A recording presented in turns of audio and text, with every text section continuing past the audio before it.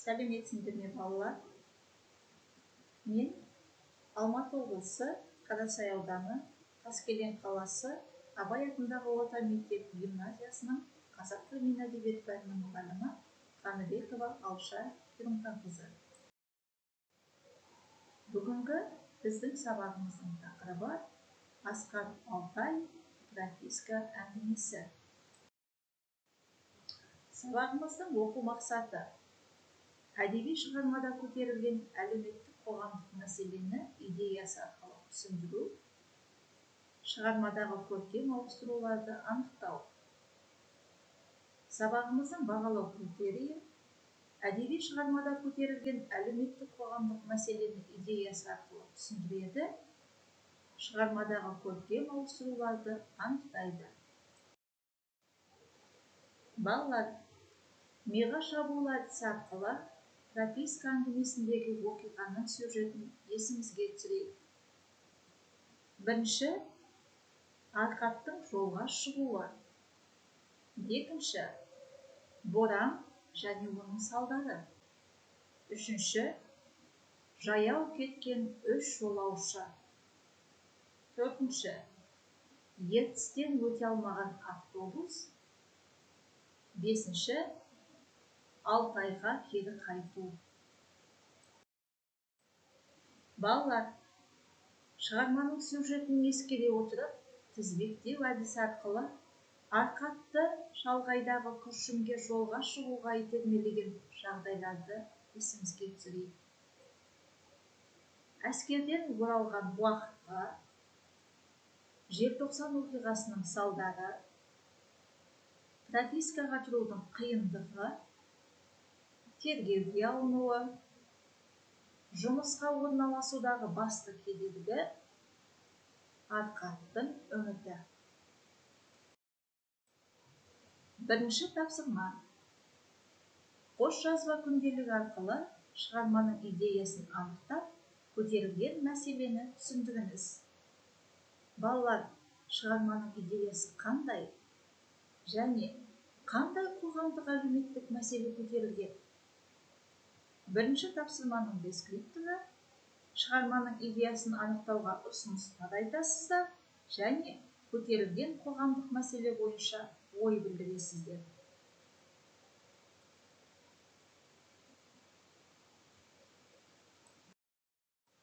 Балалар, енді өздеріңізді тексеріп көріңіздер.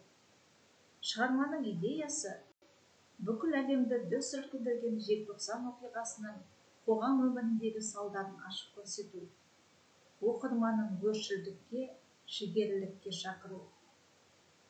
Ал енді әңгімедегі қоғамдық әлеуметтік мәселе. Бірінші, желтоқсан оқиғасының салдарынан қазақ жастарының қудалауға түсуі. Екінші, кеңес үкіметінің желтоқсаншыларға көрсеткен озбыр әрекеттері. Үшінші, қала мен ауыл байланысының ауырлығы. Балалар, жауаптарын сәйкес келді деп ойлаймын. Енді келесі тапсырмаға назар аударыңдар. Екінші тапсырма. Семантикалық карта әдісі арқылы берілген үзіндіден автордың табиғат көрінісін сипаттаудағы сөз қолданысына талдау жасаңыз. Ақтұмсық Алтайдың танауына әлі сірге жүгірмепті. Маңай мұрты бұзылмаған сирек қар. Алтай қыс ағыл-тегіл аспаннан саулаған ақ тасқын қымтаған қалпы.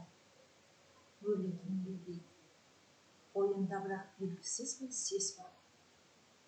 Өзі кеше ғана аттанған Алматыны еске алды. Көкек Астанада күшіне еніп, қызуы қоламтадай 100 шарпығалы Алатаудың да биік бауырындағы қалың қар, лас-лайсаңмен апыл-ғұпыл аттанып кеткен еді ғой. Биыл биік Алтайдың бойындағы ұшпа бүркіт ымақ, етегіндегі жел қағып, қар тоқтамайтын тастақ қыраттары да наурыздың ақша қарын жамылып, самарқау жатыр. Сырбаз Алтай тәрізді көктемге жонының белгісі жоқ.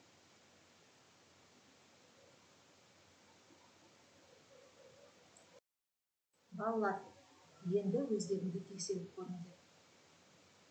Ақтұмсық Алтай, эпитет, маңай мұрты бұзылмаған, кейіптеу.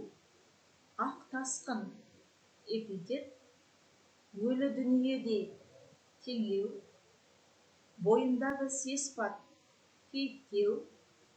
Қызуы қоламтадай, теңеу. Қалың қар, эпитет, лас сайсан, эпитет. Биік Алтай, эпитет. Ұшпа бөркі, эпитет. Тастақ қыраттары, эпитет. Наурыздың ақша қарын жамылып самарқау жатыр, кейіптеу. Сырбаз Алтай, эпитет. Жонын бергісі жоқ, кейіптеу. Балалар, мәтіннен көркемдегіш құралдарды дәл тақтыңдар деп білемін. Енді балалар, біз бүгінгі сабақта Асқар Алтайдың прописка әңгімесінің сюжеттік құрылымын еске түсіріп, шығарманың бас кейіпкерінің жолға шығу себебін анықтап, сол арқылы шығармада көтерілген қоғамдық әлеуметтік мәселені түсіндік. Автордың оқырманына тастаған идеясын білдік. Сонымен қатар, сабақтың тақырыбына қатысты шығарманың көркемдік әлеміне үңіліп, шығармадан алынған үзінді бойынша автордың сөз қолданысына талдау жасадық.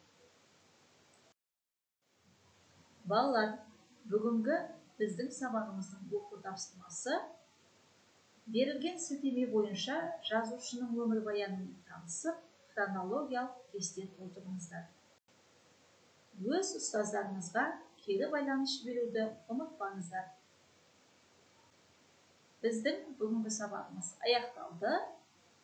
Келесі кездескенше сау болыңдар.